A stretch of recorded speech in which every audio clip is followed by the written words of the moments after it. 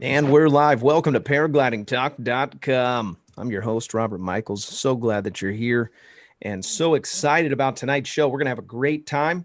We've got a special guest. Brandon McCloud is with us. Cue the round of applause.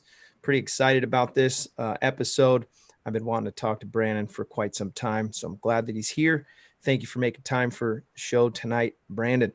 If you don't know Brandon, he is the founder of the Tri-State Skywalkers Flying Club. And he also recently created the Germ Gladiator,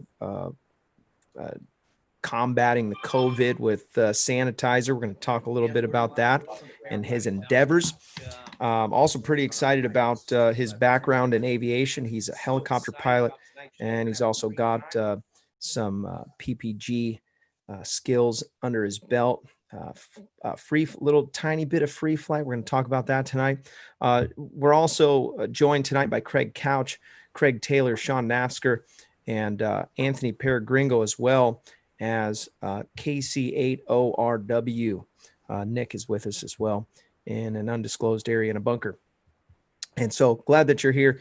Just real quick order of business. This show is brought to you by the Tri-State Skywalkers. And so if you're in the Indiana, Kentucky, or Ohio area and you're interested in creating your own flying club or joining the Tri-State Skywalkers, reach out to Brandon, and you can do that in the chat, or you can just connect with him on the link in the description.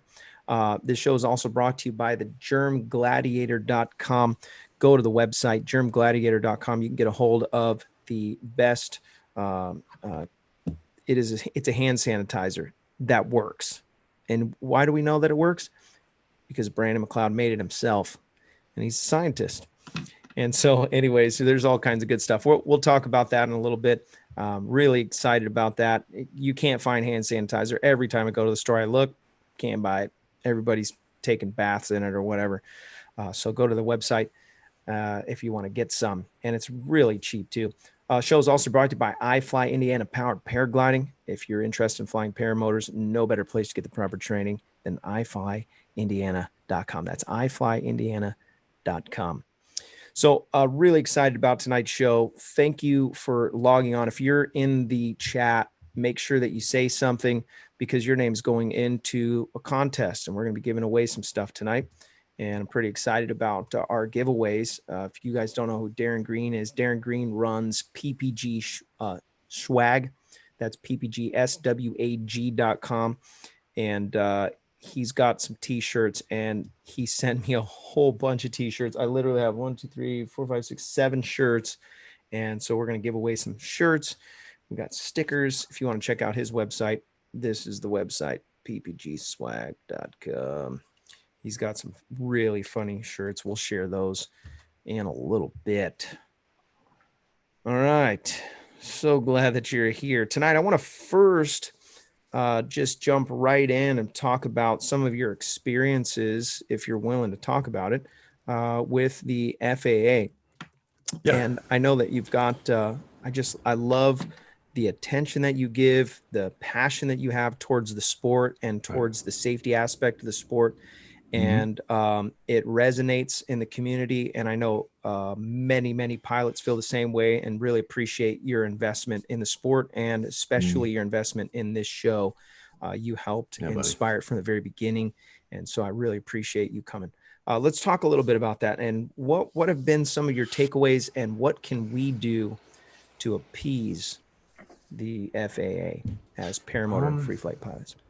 The FAA's really interesting in how here in our area, so there's many different offices that the FAA has across the country, regions, if you will, too. And our flight standards district office here has been really, really welcoming. And when I first reached out to them, I basically just said, hey, I'd love to be a member of the FAA safety team if that's possible. Here's my background. This is what I do. I fly paramotors, they're ultralights, and I'd love to be a part of the discussion. I just want to be a part of this, FAA safety team. And they responded right away to that and said they needed all the help they can get. So right now the FAA is understaffed, and they were prior to this COVID, because the airlines are gobbling up everybody as they got out of flight training and had the number of hours. You have to have so many hours to work for the FAA. But to volunteer and be a part of the FAA safety team, anybody can do that. I strongly urge everybody out that's a paramotor pilot in certain areas to look into that, because you have a seat at the table in the discussion that you can have with, these folks who can really make your life miserable if you're not doing things right. Um, Serious. so for me, really, it was kind of like as a result, we lost an LZ, and I was really concerned about what the perception was that we had had with, us as pilots flying in the airspace. And I just wanted to be a part of that discussion. My instructor was actually a member of the FAA safety team. And so I just reached out, and that's how it all happened. But really the thing is stay out of the, general aviation's way, because that's what we're supposed to do. Be respectful in the community. Know that, when you're flying and you fly close to houses and you bother people, that gets the attention of folks, and they're going to call the FAA. And we don't want to be on that radar. So There's a new kind of there's a shirt inspired. Tucker Gott made a shirt. Don't call the FAA on me or something like that, or don't call the FAA on Tucker Gott. And at first, when I saw it, I was like, "Oh no, it's bad!" Like, don't even put that in people's minds to like consider that as an option. right, I think there's a right. lot of people that don't even know what the FAA is. We know because we're like, okay, that's the air police. Mm-hmm. But for the most part, people, they just call the local authorities. I'll Right. give you an example. We just recently had an event where two guys, one from one day to the next, a guy crashed on Friday, crashed on the hill, broke his back, got airlifted and air evac'd out of that area. The next day, another pilot landed in the same area where he had his accident, and the locals called the police. Helicopter showed up again. Oh, And wow. so something that we're working on right now, and that was unnecessary because there's a guy, he's totally fine, he's packing up his gear, and then the helicopter shows up and he's the only one out there, and he just kind of waved, and they circled around a few times, and then he realized, oh wait, they're here for me. And there was really Oh, nothing wow. they could do. They left. And so back to back, now this caused some ripples in our free flying community, and so we Mm-hmm. made some steps that were necessary and to appease the fire department, and then also to make sure that we're not a nuisance, right? So Right. anytime somebody is flying, we have the potential for somebody to call. If they land now, I guess, if they land anywhere, they potentially could get a phone call. So Yeah. the local police, local fire department, Station 26, actually found out what our radio frequency is, the most common radio frequency that we use. And they reached out to us the other day when we were in the air and said, hey, we just want to test this out. And we want to be in communication. And it was really Hmm. cool. A guy named Chuck Awesome. is the one that's organizing that. And so we're setting up some stuff to try to coordinate with them. Uh, my question is, um, and not so much to say about reaching out to the FAA, but at some point when you get enough complaints, Right. then it makes its way there. And Right. my understanding is that they'll eventually take a situation and they'll turn it into an investigation, and that's when it gets weird. And that's so Yeah. maybe let's talk about the aspect of um, Yeah. knowing your what's right and wrong, knowing your what's legal, and also just being super super cool with every person you come across. Right. You got to be respectful. We can't be out here, doing things that we shouldn't. We shouldn't be putting dragging someone's backyard, you know, or getting low down, in a neighborhood somewhere where we know we shouldn't be. I've seen all these things happen, Um, that kind of stuff definitely does raise alarms. And, we all think that people love seeing us flying when they're outside looking at us, in their backyard. And that's not always the case, you know. And if they call the police out, and the police like, I can't do anything. And then they say, you might want to reach out to the FAA. That's how those things start. There's an example of this. Did you just raise that concern? So there's a skydiving operation, and the skydiving operation, was having a conflict with the airport manager, and they were both calling the FAA on each other. And the FAA just got sick of it and tired of it. So what did they do? They placed 2 investigators at the end of the runway undercover and watched for 2 or 3 days to see who was actually, at fault or whoever was doing what. And none of those people knew. They dress in plain clothes. You're not going to know who they are. So, Wow. that's not a good thing. So yeah, if you get a number of complaints, they could be out watching, especially if you're clowning around an airport somewhere, where aviation traffic is located. For sure. Racing with Paramotors donated $2 to the super chat, and he said towards the cuss jar while discussing the FAA. I know you brought up this subject, and everybody's gonna be so mad about it because it's like we don't want to talk about this. No, it's important though. This is critical, especially. Go ahead, lose a sight, and then you got to drive somewhere else, and you got to drive somewhere else. And then my fear is that we're going to end up on the radar of the FAA, and then we're regulated to death. And especially in California, they would love to regulate something else. Well, so, our local FSDO has been really, really awesome. I think we're doing the best we can as a group. Everybody tries to keep each other in check as much as we can. But in other areas of the country, some FSDOs aren't as cool, right?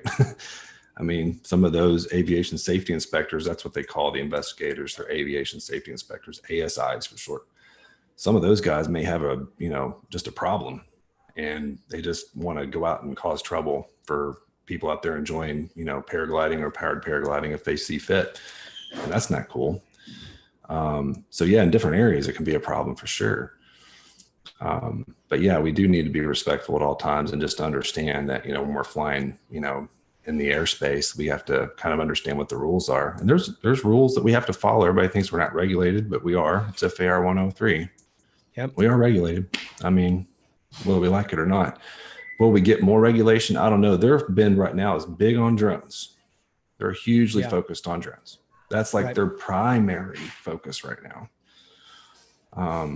But it could change in, the snap of a finger if, a paramotor pilot gets tangled up with a Cessna 172 somewhere and makes national news. Yeah, that's when the dominoes start to fall, really fast. Yep. So no one needs that. Let's shift gears a little bit. I want to talk a little bit about instructing and what is a good instructor? What does a good instructor look like? And what are some warning signs that somebody can look for before they sign up with somebody? It's a really good question. I think a good instructor looks like someone who's very conservative and, doesn't take unnecessary risks as a pilot. Number one, that has safety as the number one principle. When I was training, going through my license to get my airplane rating, I liked the way that everything was kind of laid out in a syllabus. And I liked having upfront information kind of laid out to me as to what my objectives were, what I was supposed to do. And you kind of look at that and you kind of know kind of where you're going. So I think that's a really important part of training too, at least from my position. When I trained to fly paramotors years ago, it wasn't really like that. It didn't mean it was wrong or bad, but now I kind of see that as being an important thing. I don't know how many instructors out there are doing that. I think quite a few are. I also think too, having a small student to instructor ratio is really important too. I like that. If you have a lot of students and there's one instructor, who's going to excel and who's going to, not excel. And then how do you devote your attention and time to those who aren't and still keep everybody on the same page? And, that's unfortunate because I think some people kind of wash out of training when the class sizes are too big and it's hard to manage. That's real important too. But I think instructors should have years of experience. I believe in the USPPA. I think what they have set up as far as a certification is a great thing. And, having those types of things in your background as far as like, have you instructed before ever in your life? Have you done anything like that? Knowing what it takes to teach someone something is different. Not everybody's capable of that. It takes a lot of responsibility. and how many years of experience they have flying. So those are the things I look for. Safety is number one. You know, are they talking about safety, or are they showing you a bunch of acro moves that they do in the air? You know, I think a good student should be able to take off and land really well. That's the primary objective, is take off and landing, and obviously controlling the glider in the air. But when I go out and I practice, I try to be the best at taking off and landing as I can be, and kiting my wing. So Sean knows all about kiting. I'm all about that. So Did you did you guys get to have did you guys get to have some competition on the Grand Heli last flying? I wasn't there. I Oh, wasn't at Palm Bay. Sean was there though, and he had a great time. Yeah. I heard Sean won. Yeah. Sean took first place. Yeah, I did. But they didn't give him a trophy. I didn't get a trophy. I didn't get a stinking trophy. I just brought it up because he's bitter. It's so funny. Rip Man got me a coffee pot though, so technically I won a coffee pot for that whole event. So Rip Man riding, awesome. Thank you, bud. Nice. Let's talk a little bit about pre-flight recommendations. Something that came up recently with Paraorange Products, paraorangeproducts.com. By the way, go check out their website if you haven't gone over there in a little while. They've got something new that Sean actually came up with, and I thought it was a really good idea, and so did they, and they let it rip, man. So yeah, just real quick in like a minute, tell us what you came up with, Sean. Well, I explained, what happened with one of my pre-flights, and Larry said, "Hey, I've had the same kind of thing going on." I said, "Well, has anybody got a product out there to let people know, hey, I'm doing something, leave me alone?" He couldn't think of anything right off the top of his head. I've never seen anything. So he's like, "Well, let me talk to the bag lady and see what we can come up with." And they sent me this awesome pre-flight flag that you hang over your paramotor to let people know that you're pre-flighting, to leave you alone. When you're done pre-flighting, you pull the flag off and people can talk to you again, Yeah, it's pretty cool. That is super cool. I want to show you what it looks like just real quick while we're talking about it. I should have been doing this earlier. Paraorange Products. They changed the name to Paraorange.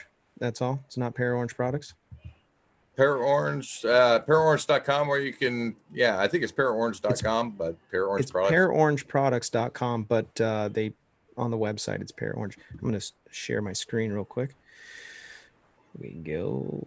I just thought it was really, hey, crazy Uncle Bob donated $5. Greetings, fellow deplorable infidel squirrels.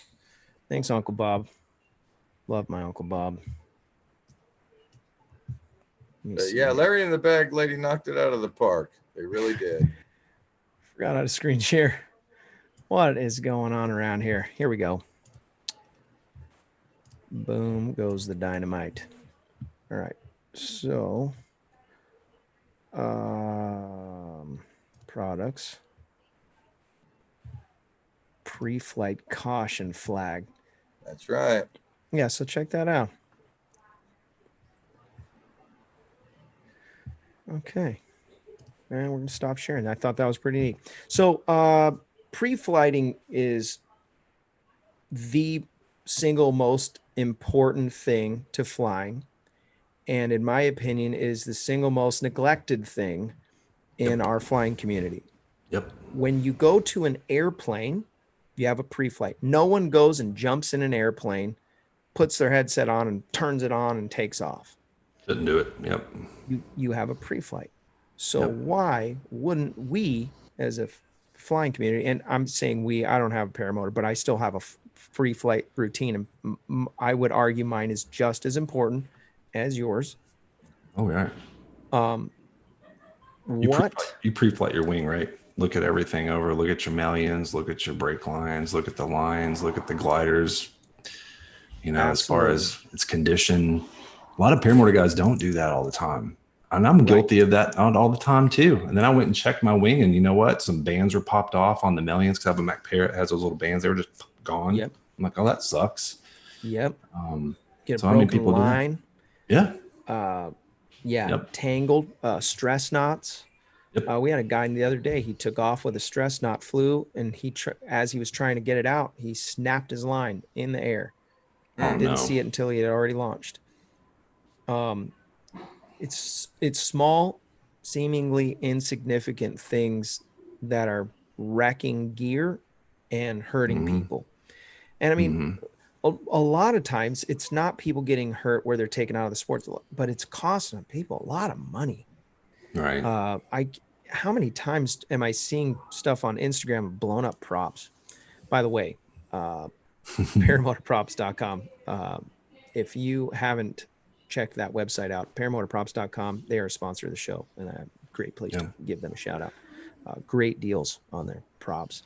But, you know, one day when I get a motor, that's what's going to go down. I need some tips. What do you got? What do you do to pre-flight and not be missing things? Yeah, it's systematic. I mean, I look at certain things carefully, and every time I fly my motor, I do a post-flight too. Oh, that's a good idea. Yeah, so I do a post-flight. Yeah, I love doing that because you catch a problem before the next time you come out to do it, fly again. You're like, oh, I didn't see that spring was gone. All that's that's one of those things I like to make sure I know when I leave the motor that it's in good condition. So, but I still do a pre-flight every time, even though I've done a post-flight. I always check the prop bolts. Always check the condition of the swing arms, the netting. When I walk to the back of the motor, and you always check your harness too, by the way, all those connections, carabiners. I use stainless steel carabiners. I love using stainless steel. I've heard aluminum has a lifetime associated with it. Brad Ganuccio was big on that. He's like, yeah, just switch everything to stainless steel. Yeah. Who else was saying stuff about that? I think Rustman brought it up. Phil Rustman, yeah. Yeah, I was at Torrey Pines and he was like, you got aluminum? And I did. And he was like, he inspired me to go walk up to the shack and buy a new set. Yeah, that Sup Air Acro 4 harness that I bought came standard with stainless steel carabiners. So I thought that was pretty cool. Nice. But when you walk to the back of the motor, so yeah, always check the prop bolts, cylinder head bolts. How do you check them? Dustin T. Meyer, he said, I use marker paint on all the fasteners, nuts and bolts, and check those as a part of every pre-flight. That's not a bad idea. Maybe talk about that. That just means putting like a little line so that you know where it's supposed to be. Yeah, there's torque paint you can buy. I bought some torque paint. I use it a lot on the nuts that go on the exhaust, when it connects to the actual motor itself. That's where I use a lot of torque paint. For the cylinder head, I don't do that. That's just that orange goo. Yeah, and you have to let it dry, because if you just barely rub it with your finger, it goes everywhere. It's like you'll never get it off your fingers. I use my daughter's nail polish. Not really my color, but it works. Yeah, cross check. There it is. Cross check. It's good stuff. That's a good idea, though. So you use nail polish? Is that what you said, Anthony? Yep. That's a good idea. Like a hot pink or something. Yeah, man. It does a trick. That's a great idea, actually. Probably cleaner. if you're listening and you don't know exactly what that means, basically you take a little dab of that and you put it right on the bolt and the part of the bolt that's not moving, so you can tell if that thing's spun. Or one of the things that if you sometimes you'll go and get your oil changed, you can check to see like over the nut and on the threadings that it screws onto. They'll use it for warranty stuff sometimes. Like if you buy a car and they want to make sure that they're the only ones doing the oil change. Yeah. Pretty interesting. Yeah, so you can get some torque paint from, looks like Granger has it. I'm sure you can get it on Amazon. Yeah, torque paint. Great comment. I like to check for leaks too all the time. I'm looking for things that are leaking, and I had some leak that was coming around my airbox, and I went to move my airbox, and actually the boot had actually torn all the way down the side. So that was something I caught one time. What was it? The boot for what? Yeah. So the airbox sits on this little, I call it a boot, that sits on top of the carb. And it just had a big, huge line that was running. It's a tear that was running right down the boot. So it was done. And that happens to those quite often, actually. Good to check them for dry rot too, correct? Yeah. Mm-hmm. Yeah. For sure. Check the belt. Look around the carburetor, see if you have any leaks around the fuel pump side of and then also on the diaphragm side. Check your fuel lines. I've had so many times where I've checked my fuel line and I've actually found where the throttle cable is wearing on the fuel line, where it's just rubbing, just because the design rubbing, and it's actually rubbing into it. It's like, well, that's a problem. It's little stuff like that, man. One of the things that I constantly think about when I watch these videos on paramotors is that it's such a niche sport and such a small amount of manufacturers, and a lot of them are still in that they're in that what's the term, they're in the phase of development stage of the company. And I wouldn't say that any paramotor company has really come to. They're all pretty good, but every one of them has some issues. You can go down the line of every single make. I'm not going to name any of them, but every single one has issues. And you'll find, like, you would never find a generator from Honda that has issues. Very rarely, right? Because they've phased through all the problems. Well, paramotors are so new. By the way, Never Trust the Skinny Chef Shane donated $10, and he said, "Listen, Linda." And if you don't know what that is, you'll have to join the after show, and we'll share the video. Pre-flight, post-flight. I really like that. Yeah. What about reserve? What are you doing for a reserve? I have a sup air fluid on a side mount on my harness. I have a Dudek power seat. It's got this nice little container already ready to go. At least when I bought my Parajet, it already came with a container ready. So I use it in the side. Okay. And I like this up there. It's a square too. And I like squares just because, I've never been thrown under a reserve, but there's less oscillations from a square than there would be from a round. Oh, interesting. Wow. Mom just donated $50. Thank you, Mom. Well, that's awesome. That is amazing. She says, "Take that, Shane. Shut it." Yeah. Take that, Shane. Thanks, Mom. So let's talk a little bit about it's too close to halftime. We're giving stuff away. Yeah. Let's do it. Let's do it. Let's give away some stuff and let Sean off of work. That's right. Yes. Then I can pay attention to what people are telling me about their features of this or that. Here you go. Yeah, y'all see my screen, right?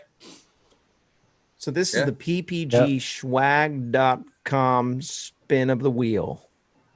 All right. PPGswag.com spin. Yep. Giving a t-shirt away.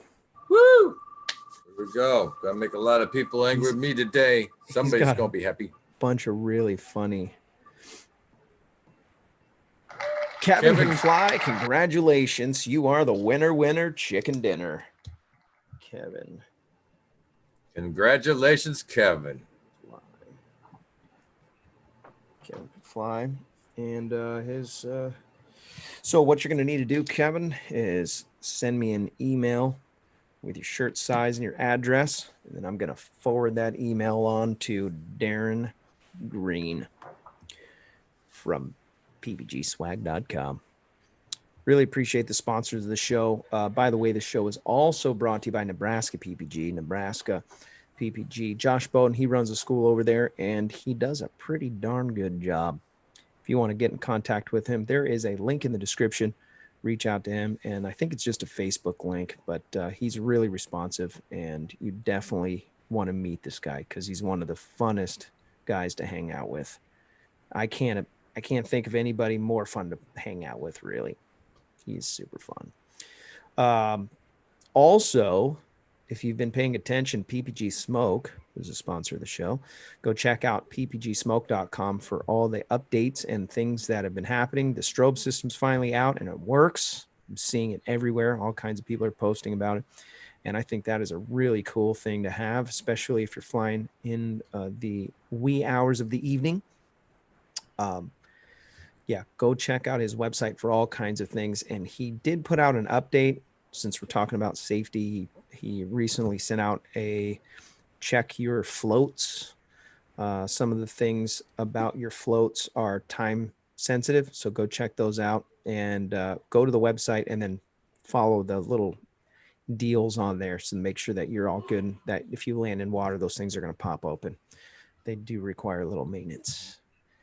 Yes, Mark Amundsen is in the chat. Welcome, Mark Amundsen. Yes. Let's move along. I want to talk a little bit about your experience with free flight and what your thoughts are on free flight paragliding. Yeah, that's a good topic. You know, it's going to happen one day, dude, where I'm just going to convert totally to free flight. It's going to be over. You don't need a motor. Earth has its own motor. I know. That would be an awesome experience. No, I still want a motor. No, you should. You should still. You can do both, you know? I went to Santa Barbara, was it 3 years ago? I didn't know that. Yeah. Eagle. Went to Fly Above All, which is on the same training hill. They're in Ellings Park. And I had like 3 days, wasn't long enough. It's real expensive in Santa Barbara, right? Oh yeah. So I got tickets out there, a round trip. My wife and my son went with me, and we had a really great time. But wasn't enough to get a P2. Wasn't even enough really to get a P1. I think I was supposed to get a P1, but I didn't. But I loved it. It was great. Now going forward, I'd love to get involved in free flight. And actually, I just talked to Chicago Paragliding today. Talked to Jaro. Oh, Yarrow, yeah. Yeah, they do tows, here in the Midwest. I've been watching them do that. Yeah, buddy. Yes. So that'd be kind of cool. And they go to Columbus all the time, just up the road from here. And they have free flights that he said he flew 150 miles not too long ago. Yes. I saw a video recently too. They towed up, and I think he was on a 777 Gambit. No, he wasn't flying the Gambit. He was doing some acro. So I think he might have been flying like a Rook, the Rook 2. And anyways, the Rook 3's out, by the way. I saw that. Check that out. But he put one of those cameras up in the wing, the magnet mount deals. By the way, somebody needs to invent one of those for me. I got one right Paragliding talk one. A paragliding talk one? Yeah, that'd be awesome.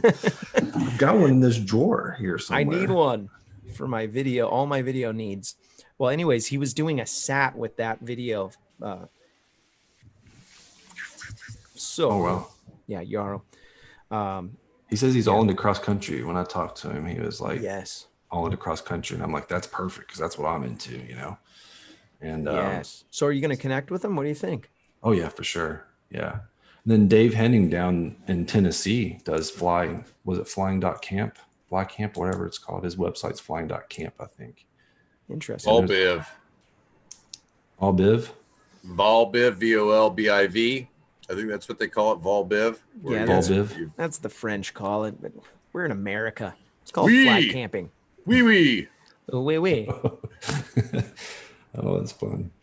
Yeah, he's got a little thing going down there too, as far as, instructing and flying. They've got some great flying sites there as well. So those are not too far away from me to drive to, but up at Westmar, where Sean's at, they have towing from there. Yeah. And that's where Yarrow comes, man. He comes down there and does a lot of free flight. So I'm like, this is perfect, I probably met him and talked to him. I just don't remember meeting him. I probably have. I just don't remember. Well, he said he got 150 miles on one flight. So that's insane, here in Ohio, believe it or not. Yeah. So that's the one thing about free flight that's elusive. That's why we fly paramotors here, is because we don't have any, sites that, you have at Blossom, what I mean? That's not around us, but we can do the towing. Mike Cotter just said, we don't fly camp, We Fly Hotel. You did do that. Yeah. That is kind of that's cool. fun. Like with Woody Gamer Tag. Oh, did you guys hear that Mark Honeycutt and Elena got married? Ooh. Wow. Wow. Oh, yep. Did catch wind of that. You did or did not? Heard You some did. banter about it. Wasn't sure if it was just, water cooler talk or not, but Legit. It is out there now. official. congratulations, guys. Yeah. Elena Surprise, Honeycutt. mom and dad, if you didn't know. Yeah. Yeah. Yeah. Pretty cool though. I'm glad he's back. That was pretty rough. We need to get him on the show right away. Moderators, someone make that happen. Now the pressure's on Tucker. Yeah. Yep. That's a fact. And Minyard. No, because Tucker, he's just going to end up flying Jacqueline to a McDonald's and doing it there. It hasn't been got a done point. before. So, What else are you gonna do? I'm just saying, that would be the next video. The next thing everybody would be like, I saw that video where this guy and this girl flew to McDonald's and they got married. Yeah, that was awesome. Oh, you just started something, Sean, right there. I know. Sorry, guys. They could fly to the chapel, Oh man. or the skydivers always do it in the air. Maybe they could do it in flight. Yep. There you go. A parapreacher. Yep. Just saying. They're gonna have to free fly if they want me to do it. Go get Yeah. ordained. Mhm. So I want to talk a little bit about your you've been doing a little bit of instruction. Let's talk about that and share what your a lot of, and I'll ask the question like this because there's a lot of guys that are considering stepping into the instructing role. Yeah. What have been your takeaways and what would you do different if you could start over? Yeah. Well, when you start doing instructing, right, you're not going to fly as often. So those nice nights that you'd rather be flying, you're going to be instructing in the field. So that's kind of that's a sacrifice. You have to. My dog will quit barking. Sorry. It's usually my mom. Stop it. But when we started the club and stuff and everything, it was interesting because I always felt like I was helping give tips and advice a lot early on.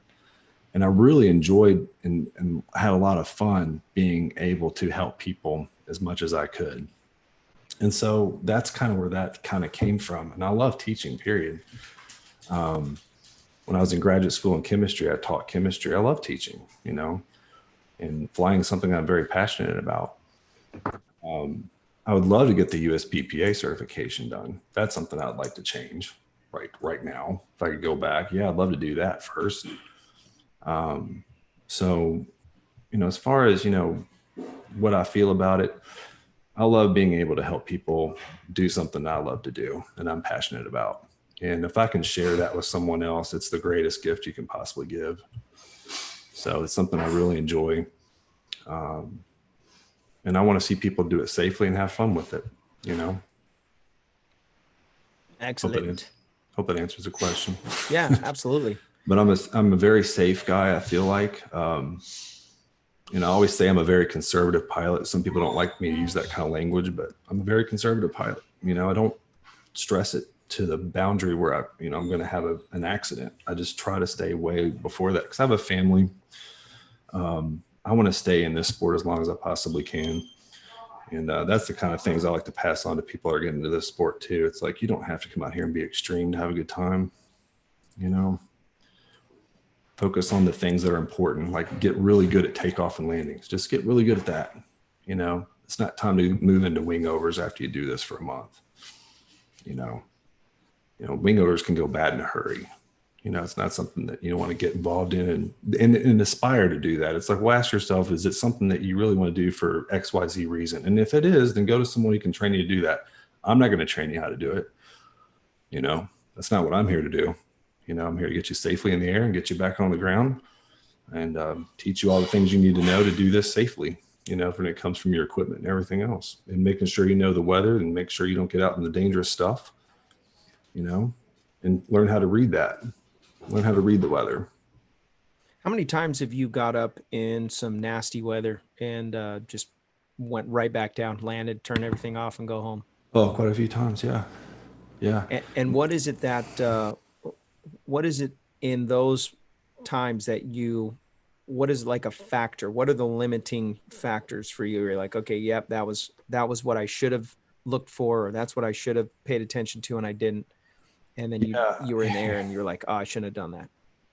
Getting around the gray stuff, the gray matter is what I call it. When you see clouds like that, you can have a clear, partly, sunny day, and you have some, gray, dark gray clouds hanging around. That can throw off enough energy to cause some problems. Looking at the winds aloft, looking at gust fronts, are they coming in on the radar? And weather is always, with forecasts, it's always a prediction. It's not an accurate 100%. You know what I mean? Just because it says it's going to be 5 miles per hour, when you get to the field, is it 5 miles per hour right here, right now? Right. It may not be. It may be 10. Weather's not 100% accurate. You don't follow that weather report and go, nope, it's going to be. Well, it may not. Something may develop like right now. So, yeah, it's interesting. But I've had several of those flights, and you get up and it's bumping you around. Especially when you first start too, your bump tolerance is really low anyway. Oh, right. Those first flights were always nerve-wracking, especially by myself. I never felt confident really when I first got home with my gear, feeling like I could do this by myself. Which is why I love having the club too. It's like when people get through training, they have people around them to help them through, to get to that place where they feel like they're confident. They're not alone. Speaking of club, Paramotor Crazy, David, he had a question, and he was I was trying to find it. He was talking about the club affiliation and the benefits of flying club as opposed to not flying club. And I think he mentioned something about communications and talking before the flight, everybody kind of getting on the same page before a flight. Yeah. Do you want to give some feedback on that? I think it's a great idea. So everybody kind of has a general, briefing on where they're going to be flying and where they're going and what's going to happen. And, we need to do a little bit better job of that at times. 'Cause I do see people kind of scatter and fly in their own separate directions, but it's always nice to have someone you fly with that's your wingman. That when you're flying with somebody, if they have an engine problem or something like that, where they landed at. It's like, oh, okay, he's over there. He had an engine out. He's in that field. Let me get back to the LZ, get my stuff, and let's go get him. That's not a bad idea at all. And I try to, do that every time I go fly, and I think it's really important, to have a briefing about, hey, look, we're going to be flying at this LZ tonight. Be cautious of, the traffic pattern here. For instance, if it's a grass strip, these guys like to do touch and goes and Piper Cubs constantly. So you need to get up and out of here quick. And, oh, there's neighbors that were complaining over there that we've heard about. Okay, well, we don't need to be flying over there. You know what I mean? We always need to be in constant communication with one another about stuff like that. We don't need any LZ shut down here. Not anymore.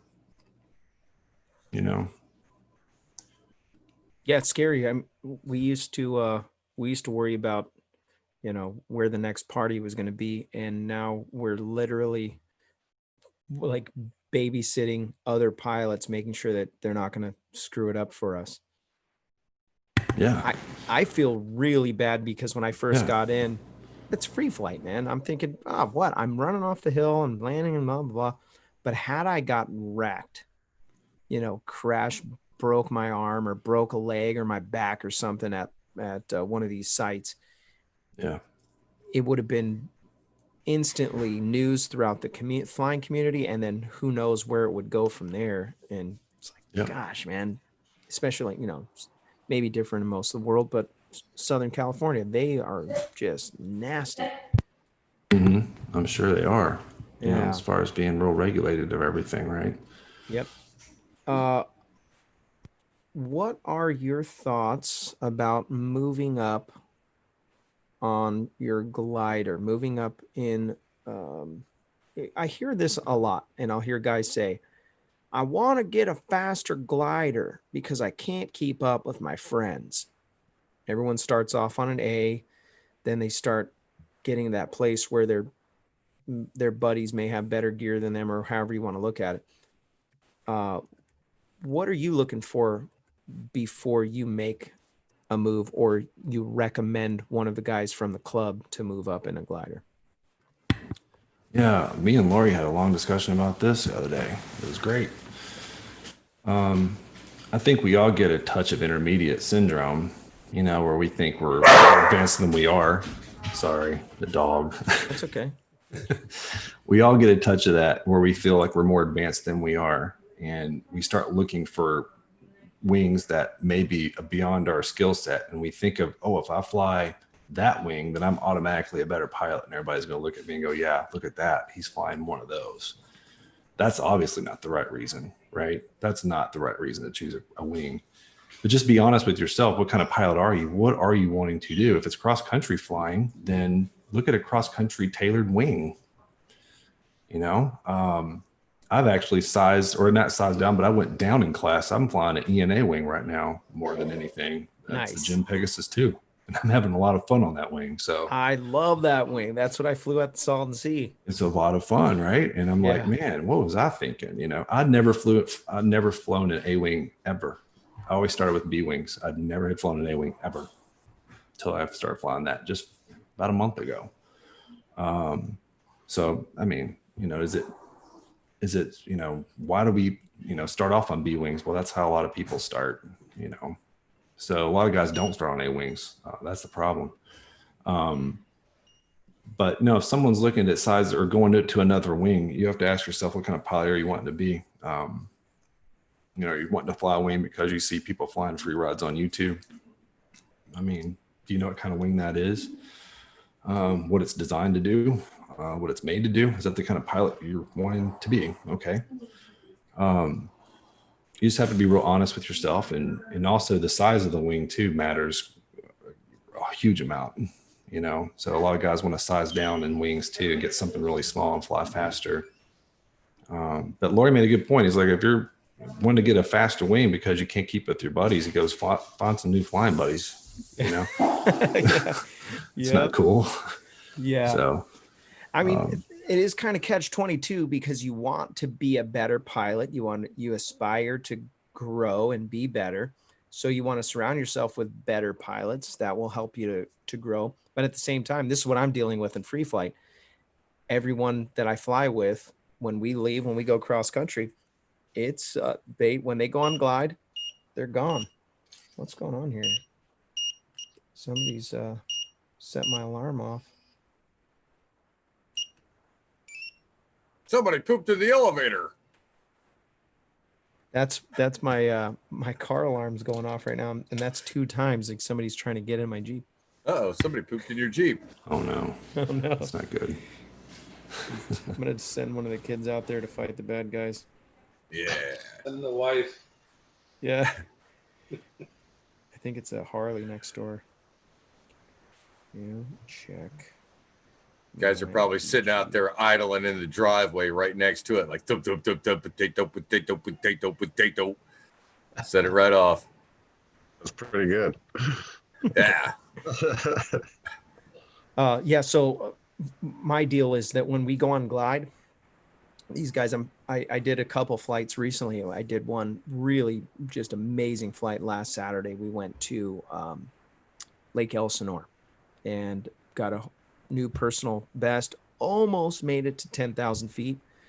And it's the farthest flight. It's the highest I've ever been. We flew for hours. And, but yeah, when these guys would go on glide, man, they just take off. Max Marion is flying a Boom 11.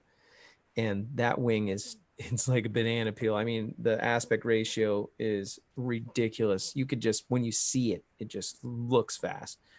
And so as soon as he would touch speed bar, he's gone. And I'm still flying it's a C wing, but it's pretty slow compared to the M7s and the What wing do you have? Xenos. What do you have right now? 777. What? No. I sold the 777. I have Oh, no. it's the equivalent of the Delta 2, but it's Oh, the nice. light version. It's Okay. called an Alpina 2. Yep, I've heard of that wing. And it's an amazing wing. Absolutely amazing.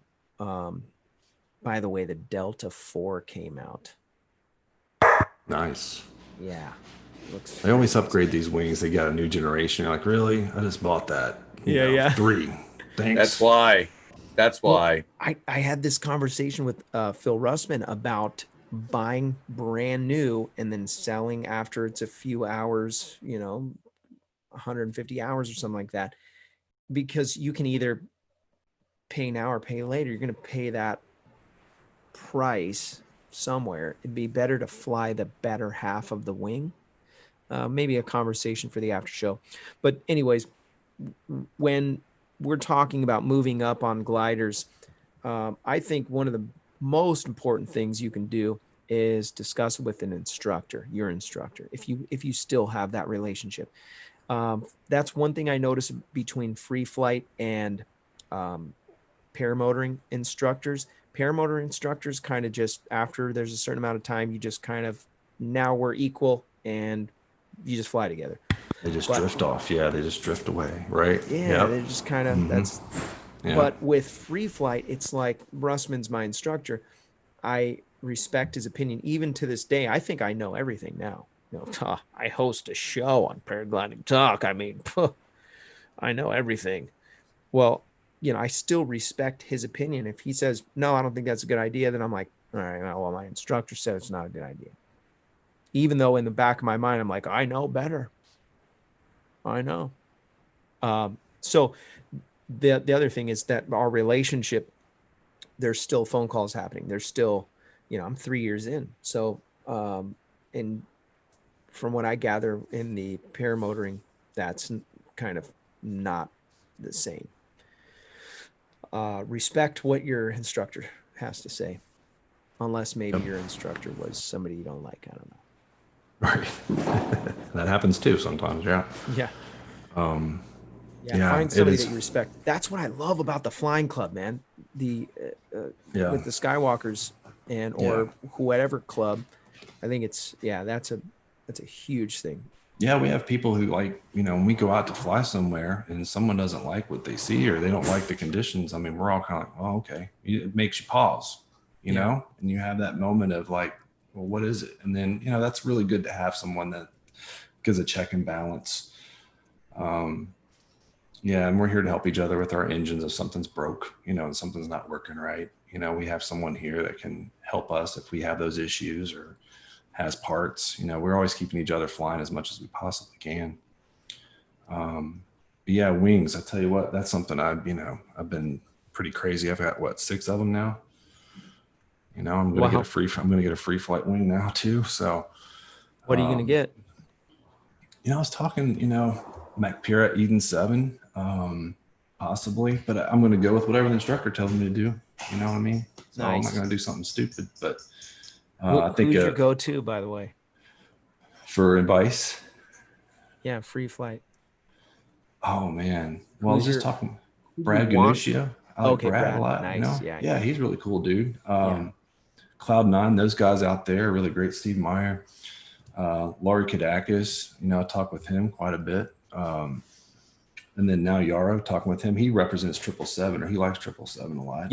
Yeah, he's the distributor. And I think where they have the Rook, and then there's the Knight, and there's the Pawn. Is there a Pawn? Really? Yeah. So I knew that there was a Rook. Mm-hmm. You've got the Knight, Queen, King. Could have sworn I saw a Pawn. Yeah. C. They have a Pawn out. Yeah, because there was a guy. Gambit. Gambit. Yeah. Yeah. There was someone that was using a paramotor on a Pawn. There's actually on the Chicago Paragliding Facebook page, someone's Yes, you're right. I have seen that. So that was kind of neat. I think that's the ENA. That's like the beginner, right? Yep. Yeah. Learner wings. Those are cool. Yep. So Sean just messaged me privately. He said, the wheel's still going if you want to do another giveaway. That's right. Let's spin it, Sean. Spin to win. Absolutely, buddy. Absolutely. Kyle- It's been a good show. Now, Kyle Gleese popped in here. Yeah, He has to go Kylo. get What's dinner. up, Kylo? He's got to go get dinner for the kids and all that stuff, but he misses hanging with us all. Yeah. Here we go. Y'all ready? Summertime's fast paced, man. Spin it to Spinning. win it. It's rolling. It's for a All right. t-shirt. Woo, t-shirt. Yeah, we're giving away other people's stuff. I love it. John Adams. John He's Adams. won a few things from us. Yep. That's pretty awesome. Congratulations, John Adams. Shirt.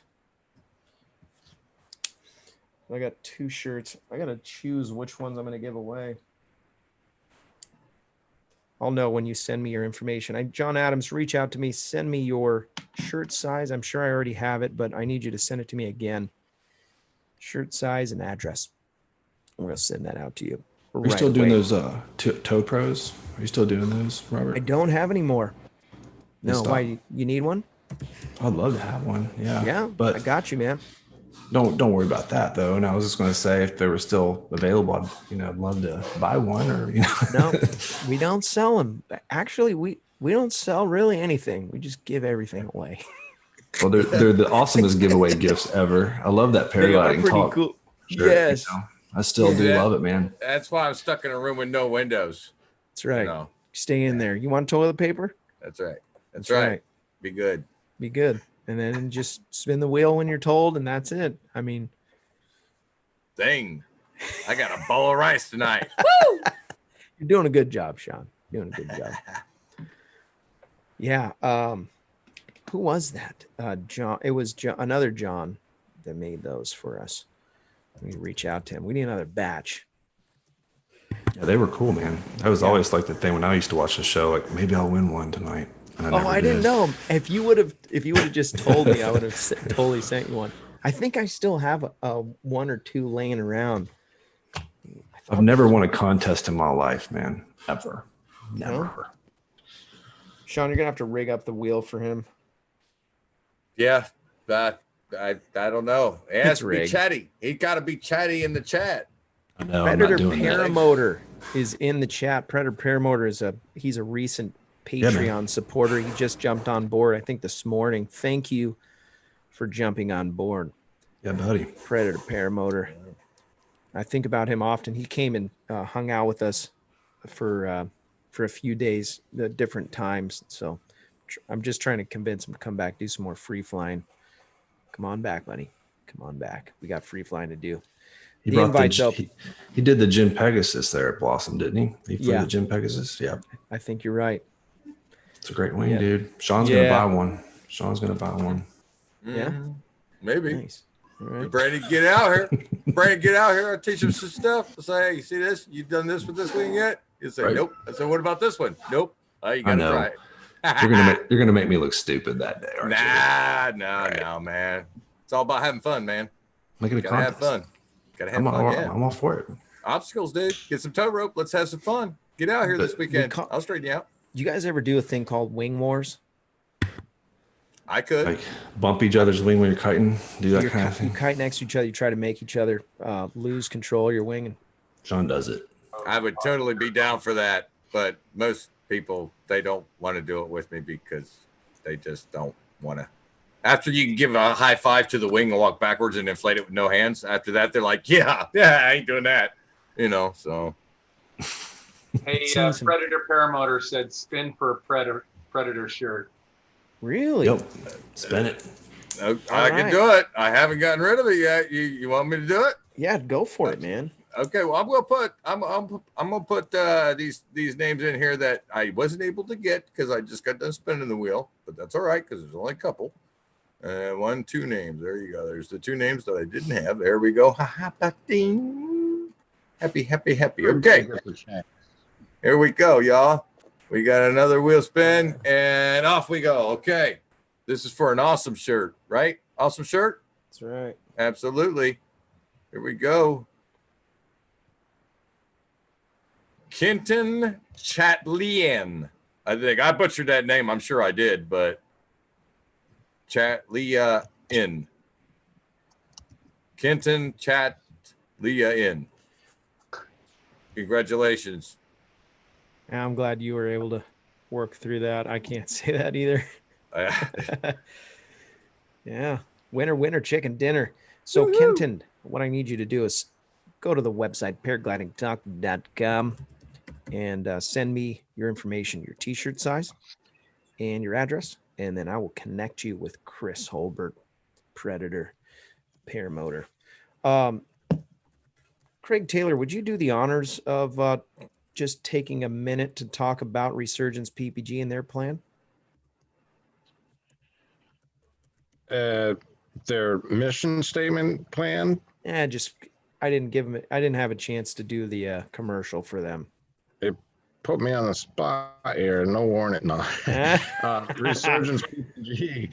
ResurgencePPG.com. Please donate. They're 501c3 nonprofit that provide training for disabled veterans to learn to fly paramotors. And they've got a campaign going on to serve 20 in 2020. It's going pretty well, but a dollar is never enough. And if you can spare a dollar or the cost of a cup of coffee, it could make a difference for somebody.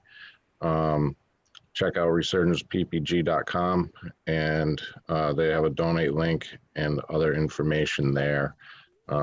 Some people are training very, very soon, and they'll be around. If anybody's going to the June 6th poker run, I believe they're going to have a tent set up down there with those guys, and more information will be available there. Otherwise, reach out and you will get a response from somebody. My gosh, I am so glad that I asked you to do that commercial because I had no idea about that. Great awesome. program. That's totally off the cuff. Amazing. That's why you're one of the moderators. Incredible. Thank you for having me. Yeah, it's a fantastic program. Those guys are great. Yeah, they are awesome, man. Resurgence PPG. Also, the show is brought to you by flytory.com. Torrey Pines, if you want to get instruction from the best place in the country, most beautiful, reach out to them. You can find out how much it's going to cost and what it's going to take. Set up your vacation, flytory.com. That's fly, TORREY.com. Thank you so much, Brandon, for coming on the show. And I'd really like to see, I'd like to see more of you on the show if you can wing it. Yeah, if you'll have me, man, I will do it. I've just been so crazy. I come home after I get home from everything and I fall asleep on the couch, dudes, like that. Like I don't even have enough time to think. I'm like, boom. Yeah, but it's because you're fighting off all them germs. You see, Germinator. You fight off all them germs. I'd be wore out too. So, by the way, he made the news. Germ Gladiator made the news. There's a. Could you ever see any of this happening, dude? This is silly, right? I mean, this is insane. Super cool. What's it like in California right now with all this stuff? What's going on? Very dirty. Crazy? They need soap. Very dirty. They need soap. We'll make some soap. Yeah. Hey, Brandon, where's the Bob statue behind you? Oh, it's at the hangar room. I moved him out there because it was scaring the dog. The dog was going crazy every time he came around the corner. We got tired of that. Not scared of the dude? But not scared of the dude. Not a bit. Yeah, so he hangs out there and does his thing. Dog probably thinks it's me. Dog knows. He liked you when you came, Sean. You love that dog. Yeah. Well, we are going to go to the after show. Really appreciate everybody that's been contributing to the Patreon and PayPal. You guys are awesome. All the people in the chat, the super chat donations to keep the show going. Thank you as well. And looking forward to the next couple of weeks. We have some great shows lined up. I'm excited. Paraglidingtalk.com if you want to go check out some of the old episodes. And you can also follow the show on Instagram, paraglidingtalk.com. So if you want to join the after show, I'll leave the chat for just a few more minutes. Just drop your email in there I think when you put your email in there, it automatically kind of masks it from everybody, and the moderators will catch that and then send you an invite. So thanks again. We will catch you on the next one. How do I turn this off? Let's see here.